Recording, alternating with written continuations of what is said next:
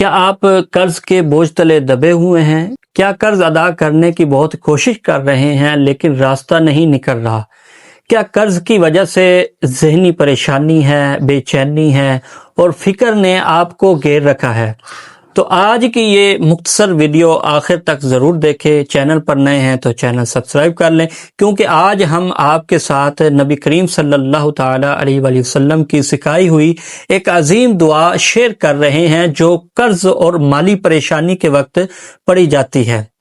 قرض ایک بڑی آزمائش ہے۔ انسان دن رات اسی فکر میں رہتا ہے کہ قرض کیسے ادا ہوگا، حالات کب بدلیں گے اور مشکلات کب ختم ہوں گی۔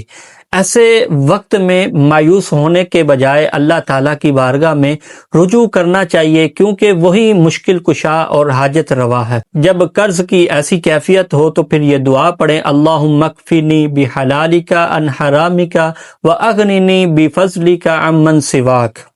ترجمہ اس کا یہ ہے کہ اے اللہ، مجھے اپنے حلال کے ذریعے حرام سے بچا اور اپنے فضل و کرم سے اپنے سوا تمام لوگوں سے بے نیاز فرما دے۔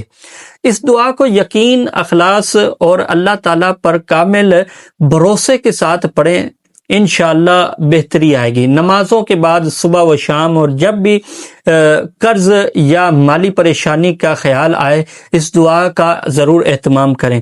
ساتھ ہی حلال روزی کمانے کی کوشش جاری رکھیں، استغفار کی کثرت کریں اور اللہ تعالیٰ سے امید وابستہ رکھیں۔ اللہ تعالیٰ جب چاہے بندے کے لیے آسانیوں کے دروازے کھول دیتا ہے۔ اللہ پاک تمام مشکلات آسان فرمائے، تمام قرض داروں کے قرض سے خلاصی عطا فرمائے، آمین یا رب العالمین۔